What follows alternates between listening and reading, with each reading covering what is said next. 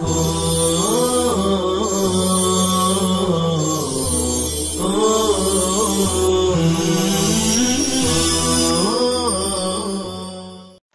اللہ الرحمن الرحیم نحمدہ ونصلی علی رسول الکریم اما بعد۔ عزیز طلبہ کرام، ناظرین حضرات، السلام علیکم ورحمۃ اللہ وبرکاتہ۔ گزشتہ دو سبق سے ہم اسماء متمکنہ کی قسمیں اور اس میں جو نئی قسمیں تھیں جو ابھی تک ہم نے ان کی تعریفات نہیں پڑھی تھی، اس کا ہم نے 2 دن میں سبق پڑھا۔ آج جیسا کہ پہلے بھی بات آئی، یہ بہت ہی اہم بحث ہے جسے ہم اعراب کی بحث کہتے ہیں۔ تو اعراب ہم پہلے پڑھ چکے ہیں۔ اعراب 3 طرح کے ہوتے ہیں، اسم کے، رفع، نصب اور جر۔ اور فعل کا اعراب ہوتا ہے، وہ بھی 3 ہوتے ہیں، رفع، نصب اور جزم۔ اسم میں جر آتا ہے، جزم نہیں آتا۔ فعل میں جزم آتا ہے، جر نہیں آتا۔ بہرحال یہ اسم کی بحث چل رہی ہے تو ہم اسی کو لیں گے کہ اعراب جو ہیں وہ 3 ہیں، رفع، نصب اور جر۔ اب رفع، نصب، جر جب ہوتا ہے تو وہ مختلف اسموں کو مختلف شکلوں میں آتا ہے۔ بنیادی اعتبار سے اعراب 3 شکلوں میں آتا ہے، یا تو ضمہ، فتحہ، کسرہ کے ذریعے دیا جاتا ہے، یا پھر حروف کے ذریعے دیا جاتا ہے، واو، الف، یا کے ذریعے، یا پھر اعراب دیا جاتا ہے لیکن نظر نہیں آتا تو اسے اعراب تقدیری کہتے ہیں۔ تو اعراب کی 9 شکلیں ہیں، جن میں سے 3 شکلیں جو ہیں وہ اعراب بالحرکت کی ہیں، 3 شکلیں اعراب بالحروف کی ہیں، اور 3 شکلیں اعراب تقدیری کی ہے۔ تو یہ 9 شکلیں ہیں، اور ان 9 شکلوں میں سے 9 شکلیں 16 قسم کے جو کل اعراب جو اسماء متمکنہ کی 16 قسمیں ہم نے پڑھی، اس میں ان کو تقسیم کیا جاتا ہے۔ بلکہ تقسیم کیا، عرب والے جس طرح استعمال کرتے ہیں اس اعتبار سے کہ بعض اسم کو ایک اعراب ہوتا ہے، وہ 3 طرح کے اسموں کو دے دیا جاتا ہے، ایک اعراب ہے وہ ایک ہی اسم کو دیا گیا۔ اس طرح بھی تقسیم ایسا نہیں ہے کہ بالکل برابر 3 اس کے تو 3 اس کے اور 16 اس کا حساب کتاب کیا جائے، بلکہ اعراب کی یہ 9 شکلیں ہی بنتی ہیں، اور یہ 9 شکلیں یہ اسماء متمکن کی 16 قسموں میں ہی رہیں گی۔ 16 قسموں کے اندر یہ 9 شکلیں تقسیم ہوتی ہیں۔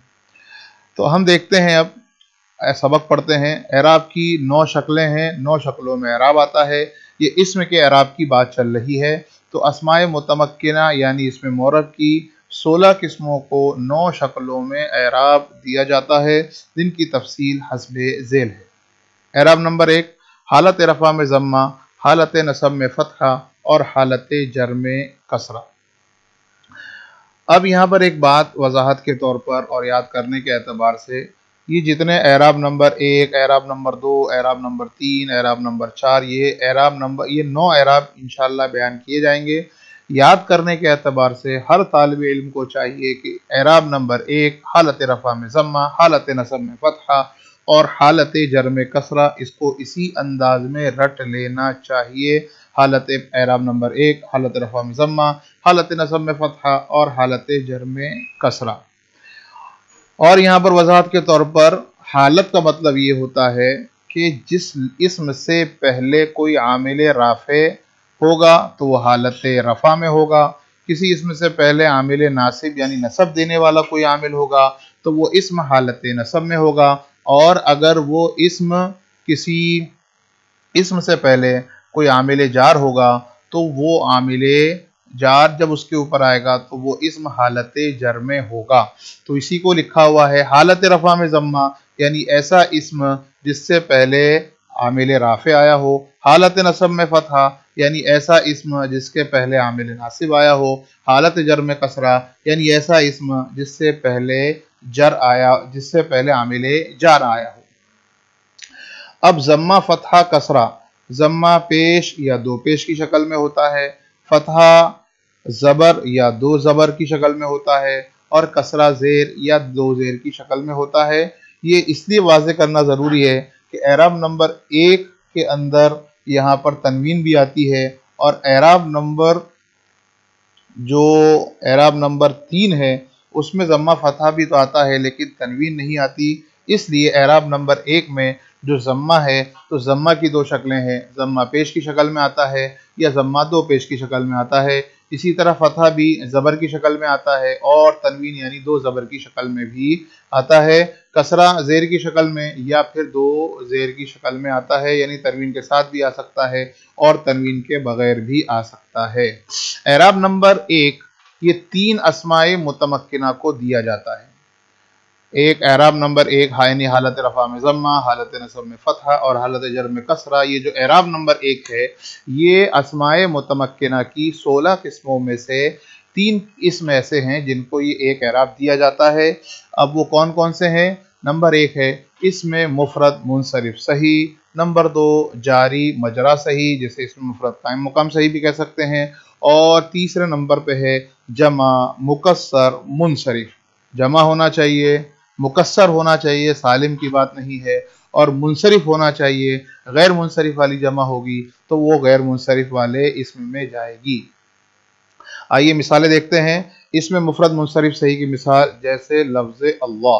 اب لفظ اللہ واللہ علیم حالت رفع میں ہے، اس لیے کہ لفظ اللہ سے پہلے عامل رافع ابتدا ہے اور وہ رفع دینے والا عامل ہے، اسی لیے لفظ اللہ یہاں پر مرفوع ہے۔ اب رفع جو آیا ہے وہ ضمہ کی شکل میں دیکھ سکتے ہیں، تو لفظ اللہ جو ہے یہ مرفوع ہے اور ضمہ کی شکل میں ہے۔